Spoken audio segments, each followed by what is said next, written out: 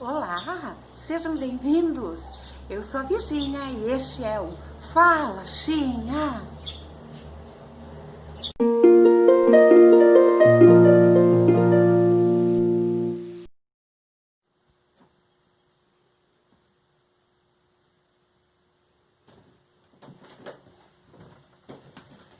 Olá, sejam bem-vindos então à série Apocalipse, parte 10. Bem, continuando, vocês lembram que eu falei da Trindade? Deus Pai, Deus Filho e Deus Espírito Santo? Pois é, o diabo é considerado o macaco de Deus porque ele imita em Deus em tudo, né? Quer se igualar a Deus, né? Então tem o falso profeta, o anticristo e a besta, né? Então esse falso profeta que apresentará o anticristo, né? Como um líder mundial. E olha só, hoje, enquanto eu estou gravando esse vídeo, já houve um tratado de paz entre Israel e os árabes, né? Mas o problema todo é a Palestina, né? Estamos chegando perto. E como mencionei, logo após o arrebatamento vai ter uma falsa paz, né? E ela será proporcionada por este falso profeta e pelo anticristo, né? Como eu mencionei, por 3 anos e meio ele fará milagres, politicamente ajudará o povo, né? Os que ficaram, né? E aparentemente será ótimo. Como eu disse, o bonzinho, o iníquo, terá muitos seguidores. Eu vou ler 2 Pedro 2, 1 a 3. E também houve entre o povo falsos profetas, como entre vós haverá também falsos doutores que introduzirão encobertamente heresias de perdição. E negarão o Senhor que os resgatou, trazendo sobre si mesmos repentina perdição. E muitos seguirão as suas dissoluções, pelos quais será blasfemado o caminho da verdade. E por avareza farão de vós negócio, com palavras fingidas, sobre os quais já de largo tempo não será tardia a sentença e a sua perdição não dormita. Tem uma coisa, podemos dizer, não boa, mas boa, né? Na tribulação, ainda os que ficaram terão uma segunda chance. Só que para isso, né? Aqueles que não foram arrebatados, né? Não será simples, eles terão que escapar, fugir, né? Não terão condições financeiras, né? De se manter, porque serão sustentados somente pelo anticristo e por quem optar pela marca dele. Parece filme de ficção, gente, mas é bem isso aí. E que quem não aceitar essa marca, que é da besta, né? Como é chamada, pagará com sua vida, se não conseguir escapar e se esconder, né? Agora, optando por Jesus, vai ter a chance, mesmo morrendo, sendo assassinado, vai ter a chance de salvação, né? A alma, pelo menos, não vai para o inferno e Cristo vai estar de braços abertos esperando essa pessoa. Apocalipse 7,14 diz: E eu disse-lhes, Senhor, tu sabes. E ele disse-me, estes são os que vieram da grande tribulação e lavaram as suas vestes e as branquearam no sangue do Cordeiro. Entende? Então, os que ficarem na grande tribulação e serão mortos, não aceitando a marca da besta, terão oportunidade de estar com Cristo. Só um pouquinho, toma uma aguinha.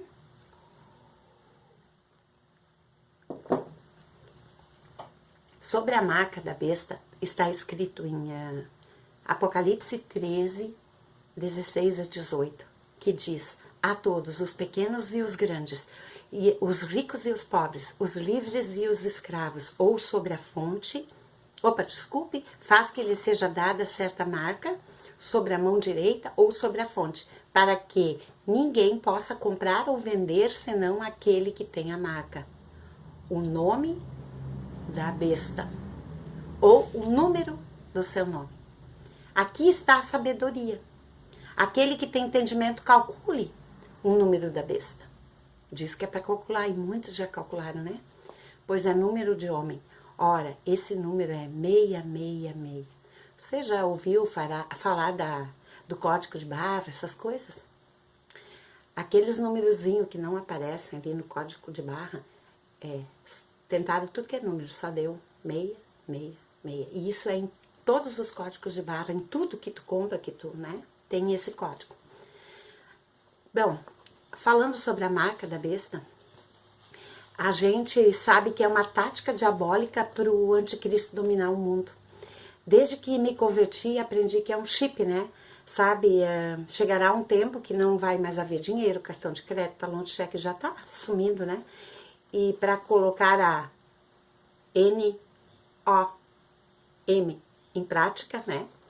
Desde que me converti há 23 anos também eu aprendi que haveria uma moeda única. E pelo que eu tô vendo é uma moeda digital, né? Primeiro vai ser através dos celulares, mas depois vai ser exigido o chip, né? E muitos vão querer isso porque vai fornecer alimento, sustento, né? Vestes, luxúria. Bem, alguns já colocaram chip, mas eu não sei se é esse chip, porque a palavra diz bem claro que ele só dá na mão direita ou na fronte. E eu já vi alguns colocar na esquerda, então deve ser um outro tipo, né? Mas tem um número de homem, que é o 666, que está por detrás disso tudo. E em Apocalipse 17 há indicações de quem ele possa ser, né? Fala do falso profeta também, mas ele que exigirá esse chip, então. Por enquanto é livre, não é exigido, né? Então, isso diz em Apocalipse 13, 16 e 17, que fala sobre a mão direita, na fronte, a marca da besta, né? Sabe, gente, isso é muito mais sério do que a gente pode imaginar. Eu sei que às vezes não é difícil suportar tal informação, né? Muitos não querem nem ouvir. Eu, quando converti, fiquei apavorada, né? Eu queria realmente dizer que eu estivesse errada, mas não estou, isso é a realidade, né? E tu sabe que o inimigo já usa a internet agora para dominar a mente. Imagina quando tiver um chip, né? Sendo ele de nanotecnologia ou não, ele será usado pelo anticristo para comandar, dominar a mente da pessoa, né? E depois que está implantado, não tem mais como voltar atrás, né? Então, a marca do cristão hoje é o Espírito Santo no nosso coração, a graça, né? Nem morte, nem a vida, nem a tribulação, nem qualquer coisa poderá separar-nos do amor de Deus. Diz Romanos 8, 35 a 39. Mas um chip, sim. Né? Deus ama, mas ele não pode salvar depois que colocou o chip. Então, se essa perseguição surgir antes do arrebatamento, diga não ao chip. Mas eu creio que vai começar a exigência só depois, na grande tribulação, nos últimos 3 anos e meio, né? Não posso afirmar, né? Mas uma coisa é boa também. Por causa do livre-arbítrio, o inimigo não pode te obrigar a botar. Entendeu? Ele pode, como é que eu vou dizer? Botar obrigado, entende? Por causa do livre-arbítrio, né? Por isso que muitos vão morrer, né? E também não pode colocar em crianças, né? Porque a criança tem que querer e tem que entender do que está fazendo. Vai ter crianças que vão nascer nesses 7 anos de tribulação e o inimigo não pode botar o chip nelas. Mesmo os pais querendo. Então, eu não sei, Deus vai dar um jeito de ajudar essas crianças, né? Bem, e ele faz o que com esse chip? Ele oferece fama, dinheiro, cura da alma, né? E as pessoas vão servir ele com prazer, né? Aqui, muitos do povo judeu vão ver o lado diabólico dele, né?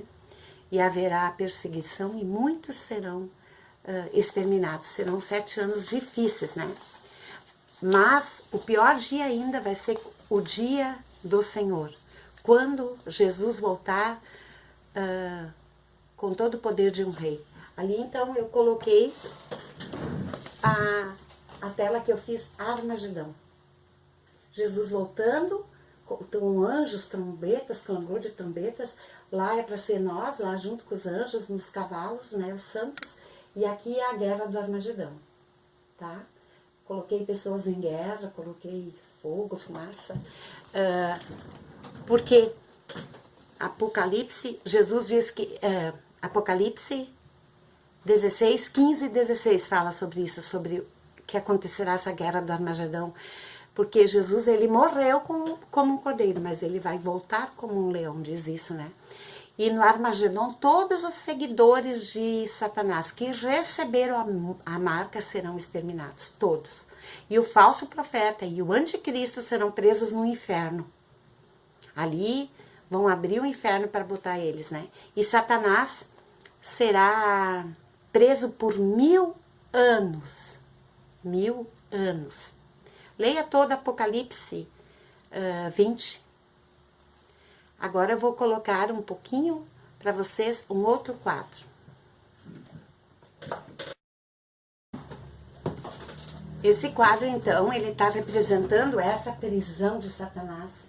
E também depois, no final, que eu vou falar para você, o final dele. Então, Satanás vai ser preso por 1000 anos, e nesses 1000 anos acontecerá o milênio cheio de paz, onde Jesus governará por 1000 anos. 1000 anos reais, anos, junto com a gente. E com os mortos em Cristo também, e com os mártires e sobreviventes da grande tribulação, para cumprir o propósito de Deus lá do começo do Éden. Eu vou ler Apocalipse 21 a 6. Hoje, esse capítulo, essa parte vai ficar um pouquinho maior, mas eu preciso fazer essa para terminar amanhã. Eu vou ler então. Eu vi descer do céu um anjo que tinha a chave do abismo e uma grande cadeia na sua mão. Ele prendeu o dragão, a antiga serpente, que é o diabo e Satanás, e amarrou-o por 1000 anos. E lançou-o no abismo e ali o encerrou, e pôs selo sobre ele para que não mais engane as nações, até que os 1000 anos se acabem. E depois importa que seja solto por um pouco de tempo, e vi tronos, e assentaram-se sobre eles, e foi-lhes dado o poder de julgar, e vi as almas daqueles que foram degolados pelo testemunho de Jesus e pela palavra de Deus, e que não adoraram a besta. Vai ter terrível, mostra aqui, né? Nem a sua imagem, e nem receberam o sinal em suas testas, nem em suas mãos, e viveram e reinaram com Cristo durante 1000 anos. Mas os outros mortos não reviveram até que os 1000 anos se acabaram. Esta é a primeira ressurreição. Bem-aventurado e santo aquele que tem parte na primeira ressurreição. Sobre esses não tem poder a segunda morte, mas serão sacerdotes de Deus e de Cristo, e reinarão com ele 1000 anos. Agora eu vou colocar o quadro do reino, do milênio que eu pintei. Este é o quadro do reino que eu pintei. As pessoas vão dormir junto com os leões, com o urso. Vai ser maravilhoso. Não dá para retratar como vai ser, né? Parece loucura, parece filme de ficção, mas será real, uma loucura maravilhosa, como eu sempre digo. Todos os cristãos vão fazer parte desse reinado com Cristo, estarão com Ele para sempre. Muitas denominações não pregam sobre o milênio, sobre a preciosidade que passaremos aqui por 1000 anos. Eu já ouvi até o absurdo de pastores dizerem que a gente já está no milênio. Por causa que a gente está vivendo a paz, por causa da... É uma confusão, né? Porque eles pensam que trata-se de paz do Espírito, mas essa paz do Espírito já começou a reinar desde que Jesus morreu e ressurgiu, já 2000 anos, então seria 2 milênios, né? Não é? É uma confusão e vai ter. Tá completamente distorcido alguma coisa, mas eu creio nisso, né? Então, o reino mesmo será de absoluta paz, de 1000 anos, não somente de espírito, e acontecerá visivelmente aqui. Imagina um castelo, Deus reinando aqui, né? Como seria lá no princípio do Éden, sem dor, doença, né? E isso ainda vai acontecer como prova de que nosso Pai sempre cumpre com sua palavra, desempenha seu propósito, né? Outra coisa boa que temos, quem é discípulo de Cristo, né? Ter uma vida com Deus nessa época, é que a gente vai viver esses 1000 anos junto com Jesus sem morrer. né?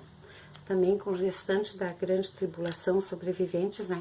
Nós vamos ter uma vida normal, sem dor, sem sofrimento. E nós não vamos morrer. Agora, aqueles que entraram depois, no milênio que entraram, os sobreviventes da grande tribulação, eles terão vida normal, digo sem dor também, como a gente, sem dor, sem sofrimento, completa paz, só que uma diferença, que nós vamos ter um galardão a mais, vamos viver esses 1000 anos sem morrer, eles vão morrer com 100 anos, né? Eles viverão só até 100 anos, terão filhos e seus filhos, até completar os 1000 anos, filhos dos filhos, descendentes, sempre vão viver 100 anos, né? E já pensou? E nós vamos ser, depois que a gente foi arrebatado, nós vamos ser sempre imortais, né? Isaías 65, 19 e 25 diz: Por Jerusalém me regozijarei e em meu povo terei prazer. Nunca mais se ouvirão nela voz de pranto e choro de tristeza. Nunca mais haverá nela uma criança que viva poucos dias e um idoso que não complete os seus anos de idade. E quem morrer aos 100 anos ainda será jovem. E quem pecar só aos 100 anos será amaldiçoado. Construirão casas e nelas habitarão. Plantarão vinhas e comerão do seu fruto. Já não construirão casas para outros ocuparem, nem plantarão para outros comerem, pois o meu povo terá vida longa como as árvores. Os meus escolhidos esbanjarão o fruto do seu trabalho. Não labutarão inutilmente, nem gerarão filhos para a infelicidade, pois serão um povo abençoado pelo Senhor, eles e os seus descendentes. Antes de clamarem, eu responderei, ainda não estarão falando e eu os ouvirei. O lobo e o cordeiro comerão juntos, e o leão comerá feno como o boi, mas o pó será a comida da serpente. Não fará nem mal, nem destruição em todo o seu santo monte, diz o Senhor. Então, será um tempo maravilhoso. Como eu digo, escrevo nos meus livros, o amor vai ser palpável, né? Agora, durará somente 1000 anos, somente eu digo, né? Porque muitos pensam que a vida aqui, esses 1000 anos, será infinito aqui. Não. A vida eterna será em outro lugar, né? Precisamos entender que a terra daqui, ela foi amaldiçoada por Deus, conforme Gênesis 5:29. No milênio será diferente, vai ser restaurado até a natureza como no princípio era com Adão antes dele pecar, né? Mas só 1000 anos, né? Porque depois Satanás será solto, porque eu creio que é por causa do livre-arbítrio, né? E mesmo vivendo com Jesus, alguns deste povo, dos descendentes que entraram no milênio, né? Que nem José, aquele faraó conhecia José, o outro já não conhecia. Esses descendentes, mas mesmo conhecendo Deus, né, sobreviventes da tribulação, não vão querer ter vida com ele, né?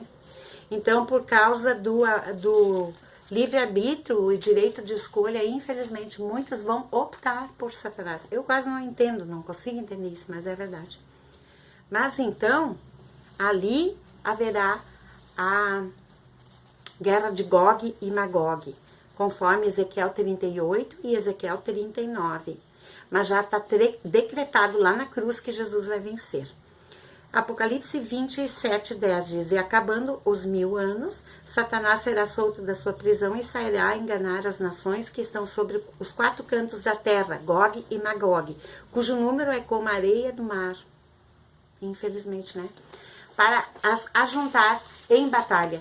E subiram sobre a largura da terra e cercaram o arraial dos santos e a cidade amada. E Deus desceu fogo do céu e os devorou. E o diabo que os enganava foi lançado no lago de fogo, que é o inferno, e enxofre, onde estão a besta e o falso profeta, e de dia e de noite serão atormentados para todos sempre.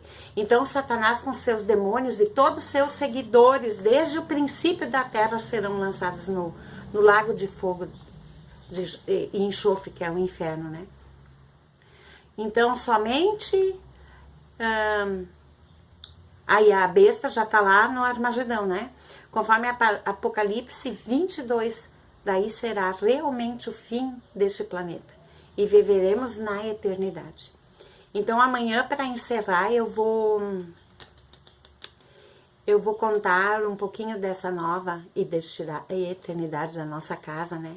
Mas eu quero deixar um recado aqui hoje que a gente precisa estar atento ao tempo que a gente está vivendo, né? Buscando entender a essência da sua natureza, quantas promessas que estão para se cumprir, né? Buscar cada dia intimidade com Deus. Salmo 53, 2 diz: do céu olha Deus para os filhos dos homens para ver se há quem entenda e se há quem busque a Deus. Então, cuidado com religiões. Nós não fomos criados para uma religião. Se seguirmos homens e doutrinas, certamente nada do que vivemos aqui valeu a pena, né? No arrebatamento se salvará aquele que é discípulo de Cristo, não de uma religião, entende? Então, desde o tempo do Éden houve perseguição do inimigo contra o povo de Deus e hoje não vai ser diferente. É intento diabólico para atingir o Pai, né? E ele continua fazendo hoje com as pessoas como ele fez com Eva, trapaceando, mentindo, né, enganando, né? E eu garanto que nós seremos bem-aventurados, conforme Mateus 5, 10 a 11, se perseverarmos no Senhor, né? A gente vai receber o tão esperado descanso, né? Eu oro para que milhões sejam arrebatados, né? Para que não passem por isso, né? E muitos dizem, ai, por que Deus permite tantas tragédias, catástrofes, epidemias, dores, mortes? Em primeiro lugar, Deus não é o culpado. Satanás e o pecado da humanidade que são. Mas eu penso que Deus aproveita este tempo para... Bem, ele podia contar com anjos, né? Contou com nós, discípulos de Cristo, para que o evangelho não morra na nossa boca, né? Outros também nem dão atenção para suas almas, né? Dizem, depois que eu estou morto, tanto faz. Não se deve pensar assim, pois o corpo morre, a alma não morre, né? Como falei, o homem foi criado para ser eterno, perfeito, não morrer, né? Mas o pecado trouxe morte física, mas ela não acaba aqui. Aí que está o problema. A pessoa sem Cristo morre aqui, mas na eternidade passará a viver num lugar tenebroso, num fogo que nunca apaga. Conforme Marcos 9,48. Experimentará intermináveis dores, choro, ranger de dentes, conforme Lucas 13, 28. Mateus 18, 34. Por não ter se comprometido com o Senhor enquanto teve chance. Então, você ainda tem chance se não optou pelo Senhor. Optar por Cristo, se esforçar pelas coisas do alto, andar pelo caminho correto, né, estreito, mas abrir mão das orgias, dos prazeres da alma, desfrutará ao morrer ou ser arrebatado, né, do lugar especial que o bom pastor nos preparou. Lá haverá pastos verdejantes, descanso, presença da luz, né, presença de um Pai amoroso, conforme Apocalipse 21, 3 a 5. Esta é a minha esperança. A esperança de um cristão. E a gente vai saber que tudo valeu a pena. Que o sacrifício de Jesus valeu a pena. Toda chicotada, toda dor, tudo que ele passou, cada gota de sangue derramada naquela cruz vai valer a pena, né? Porque a gente vai viver feliz para sempre. Verdade, não é conto de fada, é o nosso futuro. Muitos têm medo do Apocalipse. Quem tem Jesus não precisa ter. O Apocalipse diz, felizes para sempre, resumindo ele, né? Bom, então amanhã eu termino. Desculpe que demorou um pouco mais hoje, mas dê teu link, te inscreva e compartilha com aqueles que não conhecem essa verdade, tá bom? Deus te abençoe. Beijinhos.